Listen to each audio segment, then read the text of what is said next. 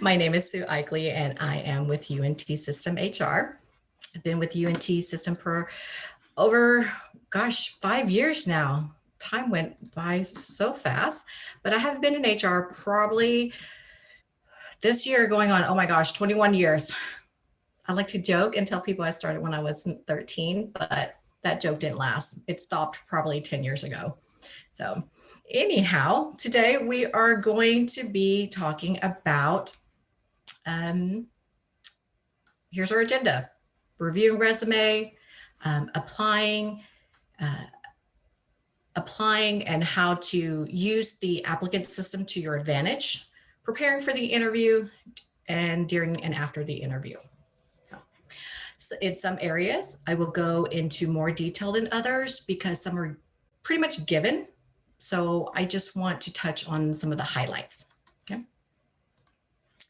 So let's talk first about resumes. Okay. There are various styles of resumes that you can choose from. And it really depends on your work experience, whether you are at the beginning stages of your career or a seasoned professional.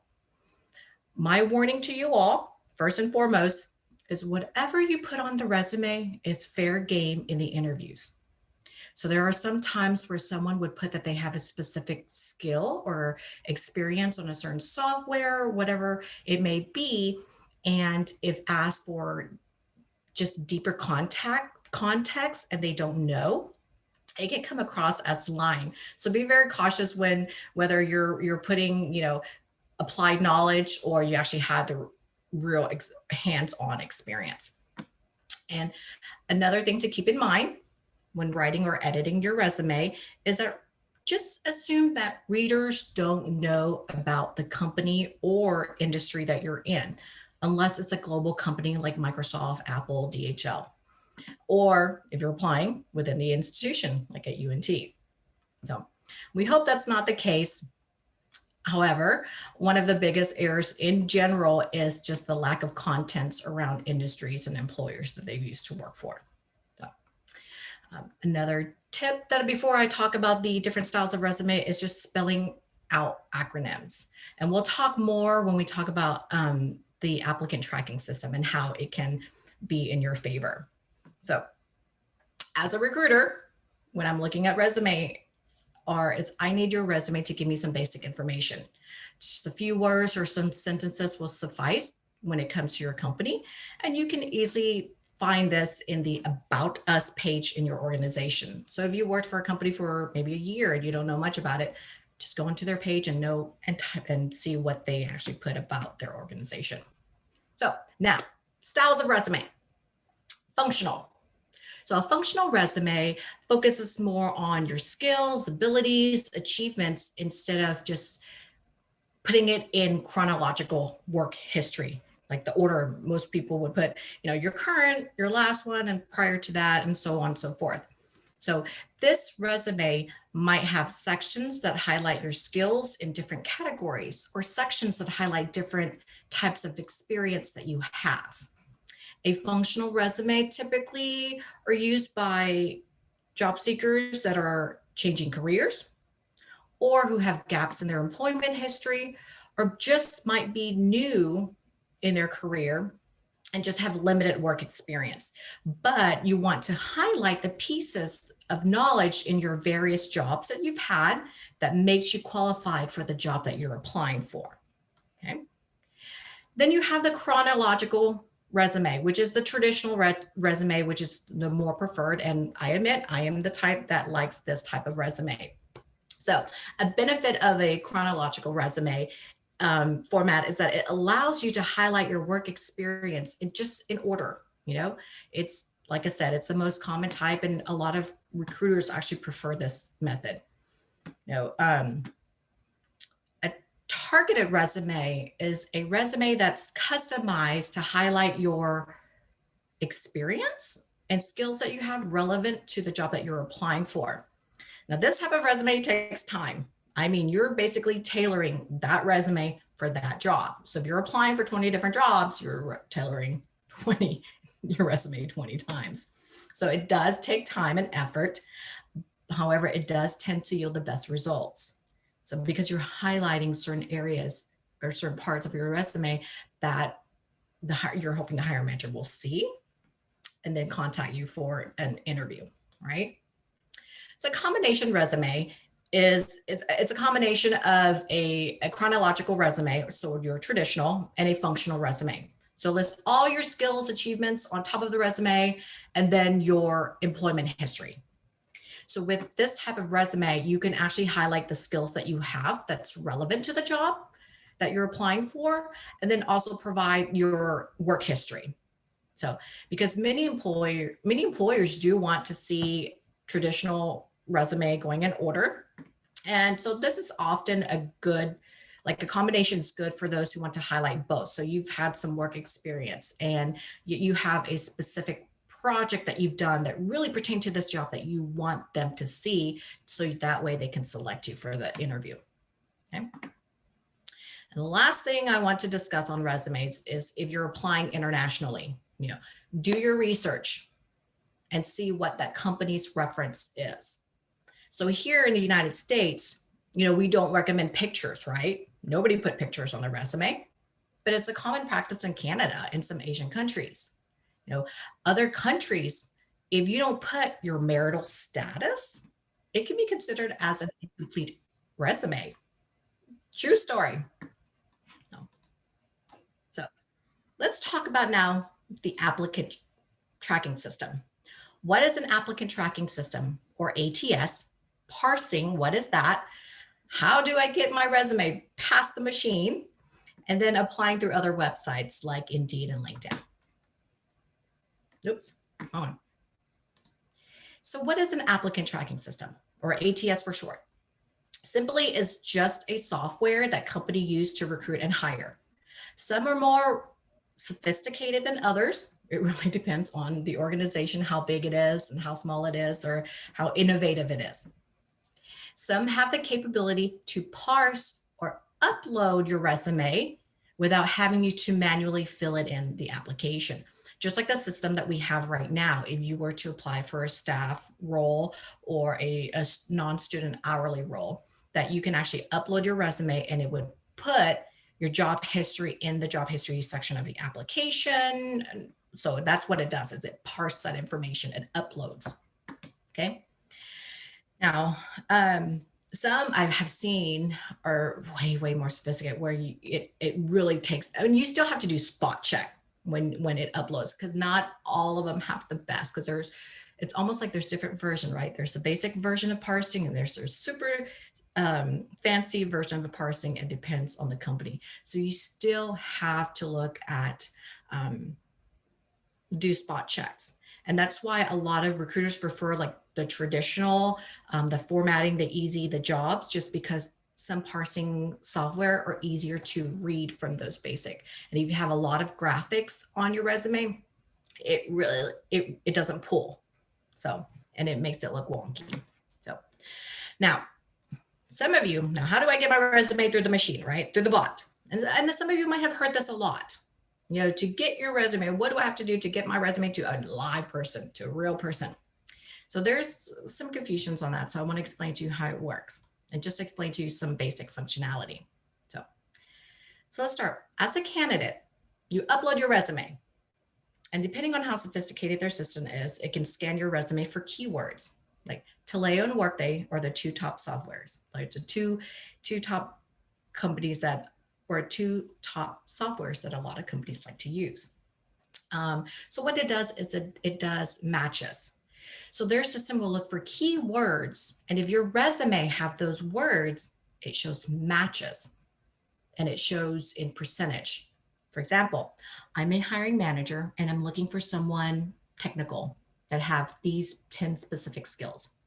I'll tell the system, I want candidates who have to match maybe 95% of the keywords that I use. So I'm typing the keywords in, right? And it's based from the job description. And they'll rank by percentage. Then a human will actually review them. So what they're looking for specifically is functional skills, not any type of personal attributes like I'm a people person, I'm a team player. Things that are in the job description that are important to do this job. So my tip is to have keywords from the job description in your resume. So the system will highlight those keywords. So if you have more of those keywords, the system will show that you are more qualified. However, overusing it makes the resume read really, really badly. So there's a fine line. Just remember also that it is big business in resume writing. And a lot of, like, if you Google how to get my resume past the machine, all this, a lot of the companies that are writing these stories are all resume writers or all bloggers or all trying to make money.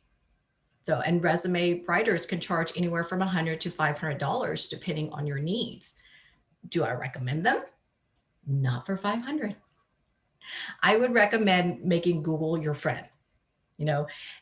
Also, if you're a subscriber to Office 365 Windows, you actually have a feature that's called Resume Assistant that is free. So when Microsoft bought LinkedIn back in 2016 for like $26 billion, a few years later, they came out with Resume Assistant. So now you do need a LinkedIn account as well, but what it does is it leverages LinkedIn's public profile with its integration to Microsoft. So for example, I have, Microsoft Office 365 Windows. So I'm writing my resume, I'm using the Resume Assistant. If you type in the title recruiter, on your right-hand side, you will see other titles that's similar to what recruiters often call themselves, like talent acquisition, people finder. I don't know, I'm just making people finder up. So after you select the roles and desire in the industry that fits you, the Resume Assistant will actually pull in LinkedIn profiles, other people who have recruiters, so you can see a diverse example of how professionals in that role describe their work. So and the best part is that it will tell you what companies are hiring as well. So it will say, oh, X company, XYZ happens to have an opening for a recruiter. Take a look at their job. So it's a gold mine for people like me who are not great with words. So I'm like, what do I call myself? What's another term for recruiting? Acquisition. What's another term for, instead of right clicking, looking for the synonym, it was actually right there. So perfect. So, like a great resume writer or a person with pretty much just knowing how to write or knowing how to use Word. Example, how would you say, I answer phone, I take parts, I order through a computer, I help customers when they call, let's say I do purchasing and cash handling.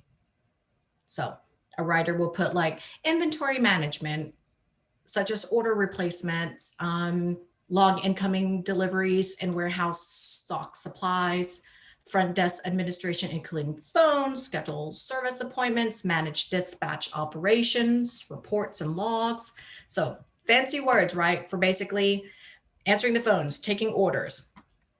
So that's where your free resources will help you and help elaborate on your resume.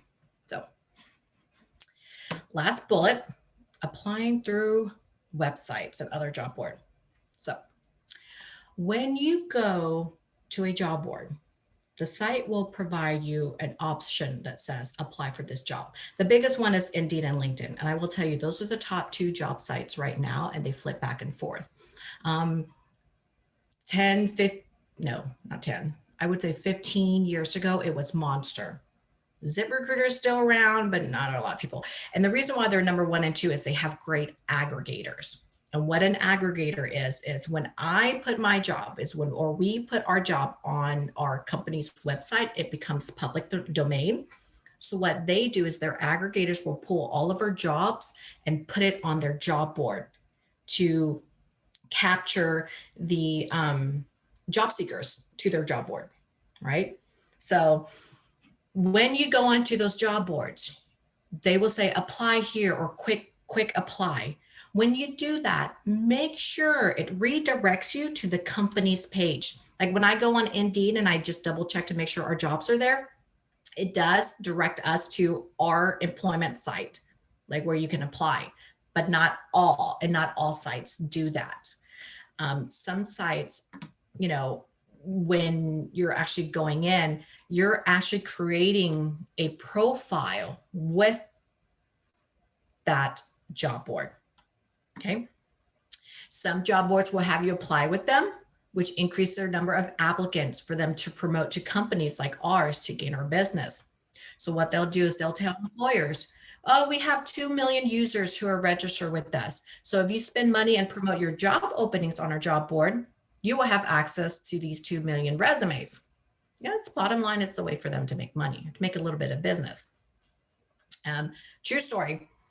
I was at an event and this person came and said, you know, I've applied at your organization for like 20 different jobs and have never heard back. So I looked this person up in our system, don't even see an application at all. And finally, I just, after digging and going through it, and I asked, so how are you applying? And sure enough, this person was going to the job board and thinking that they had applied with us, but in reality was just inputting their information on the job board. And when I told this person this, it's just, their face just went still. And I felt horrible for the person, but at least they know. So as a tip, I always tell people, if you see a job on some type of job board and you click on the apply, make sure it takes you to the company's website. Now, there are some companies that do have the money that will partner up, with the job boards, that you are actually applying with them. And how you know that is if you go to the job site itself and then it takes you to the LinkedIn page. So it takes you back to actually apply. That's how you know. So I always tell people, go directly to the company's website because one, it'll always be up to date.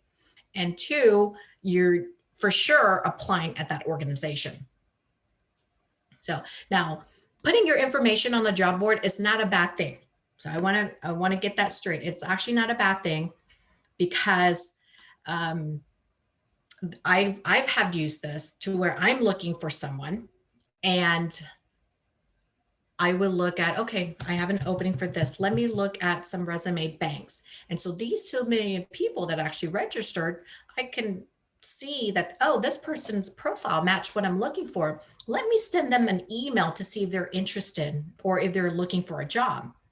And I have found people from there. So it's almost like let the system work for you as well. Let the job boards, and it's free for applicants.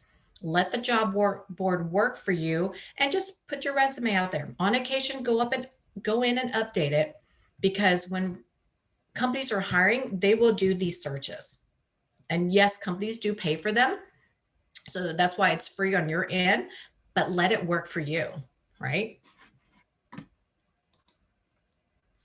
So preparation, won't go through this because a lot of it's given, but I put research, position, and company. I know when you apply for a job, you're not researching the company. You're applying because you see the position open. Most people don't research the company until they've been called for an interview, okay? However, if you get a call, I always tell people, let it go to voicemail.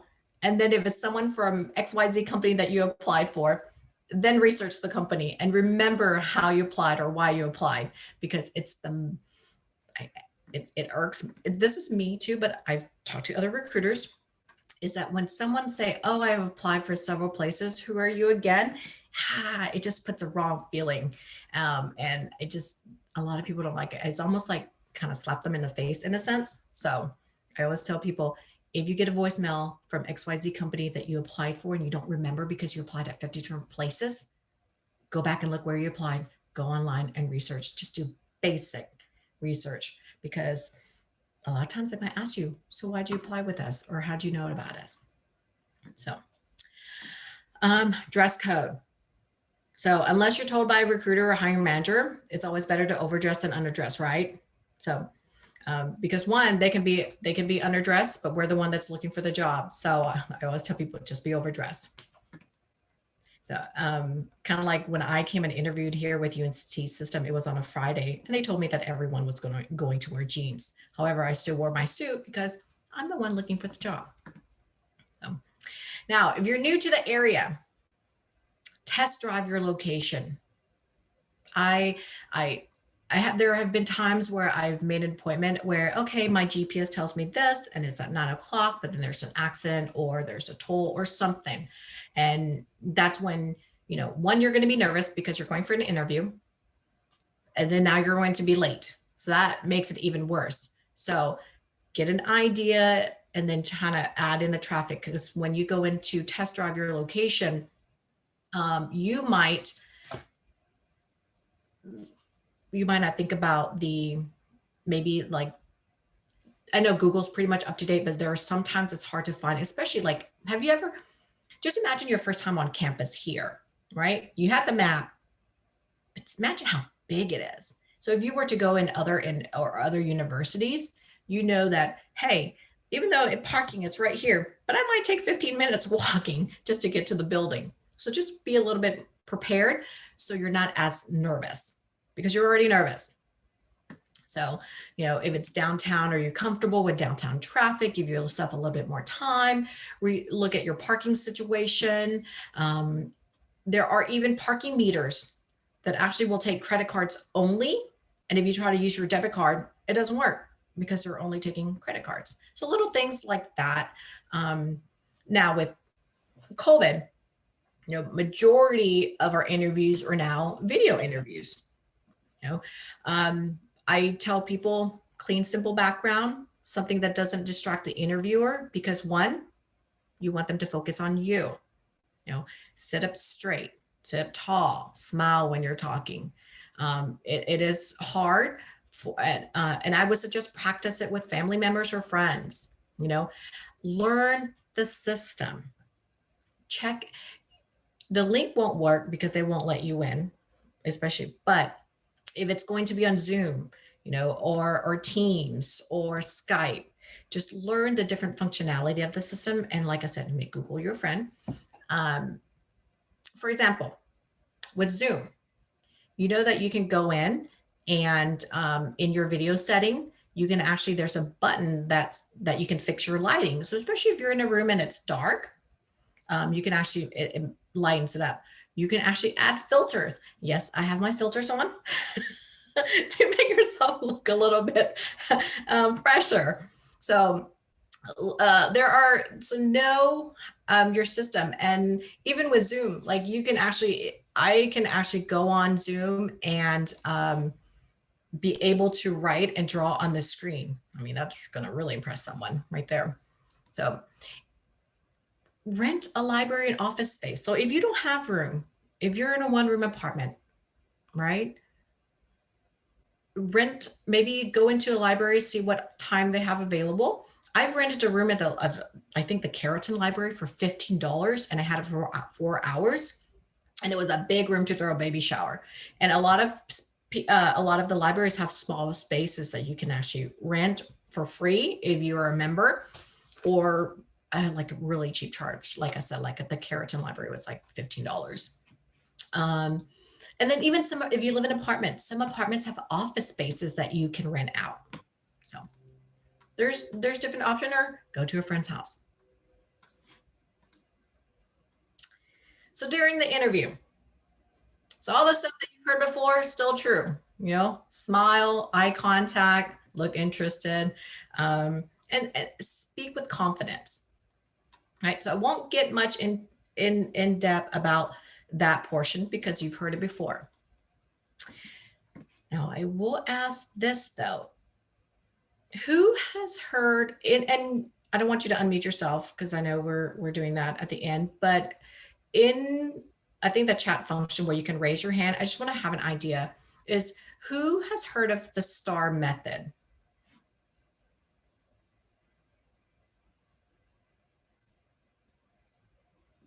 Okay. So STAR method, it's the most common type of questions. Let me go back. The most common type of questions that hiring managers ask are behavioral interview questions, because they want to know what you've done. So a lot of times a question will start with, tell me a time, walk me through this. So when you're answering, just think of STAR, situation, describing the event or situation that you were in. Task, what task did you take to complete that? What action and what did you do? Detail the results, or what did you do? And then R for the results. So by doing this, you're providing example that you did that task, not, well, I would do this, or I could do this. So if the department goes, well, tell me about a time when you had an upset customers. What happened and what did you do? Well, I was working at the front desk, and another student came in upset because their account was on, they couldn't register for a class. So what happened? What did I do? So I took their information and I looked in our system to see that there was a hold on their account. I checked to see what the hold was. I told the students, they got it clear on their end, and then they were able to register. So you kind of give them the whole picture, the situation, the task, what did you do, and then the end result. And the end result, they were able to register for the class that they needed, and they were happy and went about their way. So when you answer, it's almost like a full circle. You answer the entire story. And then, so this causes less probing questions from the hiring department. Because if you leave certain pieces out, they're going to ask you, oh, so what happened? So what happened to the student who had a hold? Why was there a hold? So it kind of prevents all those extra questions, and then you get to tell your story one time. Now there might be additional follow-up, but it's not going to be trying to get information out of you. And that's the one thing that hiring managers don't like, is trying to pull information out of you. Okay. Another thing that a lot of people don't like is negative questions. Sometimes hiring managers will try to trip you by asking something that turn out badly. Naturally, we don't want to tell people that we screwed up. But the piece of it that I want you to learn from this is, what did you learn and what did you do to prevent it from happening again? True story. My last employer, we were hiring drivers internally. And one of the minimum requirement was you have to be 21. So we put a list out there. We put the requirements, got to be 21, got to meet all this stuff. So hired someone in Waco, put them through class, got the rental car, paid for the hotel, 8 hours worth of training for, an entire week, had all this prerequisite, went through 2 weeks worth of stuff to find out that the person was 20 years old. So pretty much, I think when we put someone into training for drivers, it all together, it's about $5,000 to $6,000 a person. So I wasted about $5,000-$6,000. What did I do? From there, what I did was, when I pulled employees' information, I put a query in that showed me the age, so I can verify and make sure, and I don't have to actually go in and just ask, are you 21? I had it right there to show that they were at least 21 years and they did meet the minimum. So, and I could do that since we're internal, but that was my mistake, but that's what I learned from it. And this is what I did to prevent it from happening again. And I think they're still using that query, by the way. So turn it into a positive. What'd you learn from your mistake? Because they'll remember that positive piece at the end then more than your mess up, right? So after the interview, if the interview doesn't tell you the next step, ask. It's okay to follow up, but just don't be annoying. One email follow-up is good. Trust me, they got your information. Sometimes they don't reply fast, it could be numerous ways, right? It could be because they're super busy. They haven't had, if you're working with a recruiter, it's because they're trying to get the hiring department or hiring manager to give them a decision. There are various ways. Trust me, it leaves a bad taste for a candidate if you get ghosted. And there's been cases where recruiters just don't reply, don't say anything. And that will leave a bad taste for people. And I am not a fan of that. However, some people do that. Just take it as you weren't selected. Let's move on. And if you get rejected, consider that as a practice interview. What can you do to improve on your next one? Just think of it this way. You went further than most people because you actually had the interview. I was hoping think positive. You know, you also have to think, look, it's just as important for you to be at the right company as the employer is trying to hire the right person. And it just might not be your time then. And sometimes it could mean sometimes I've had this happen where it took a long time because they actually were like, if you might be the B candidate and someone beat you to it, but then that person turned on the job and they'll move to you. Um, and they won't let you know that you're a B candidate, of course. However, I don't care. I got the job. Even if I'm a C candidate, I got the job and I'll prove myself and do a good job. And that's why I always tell hiring managers, do not turn down all your candidates just yet, because you never know what's going to happen to the first candidate. And if you just get through to the first interview, I mean, just like I said, make it as practice. You'll get better along the way, right?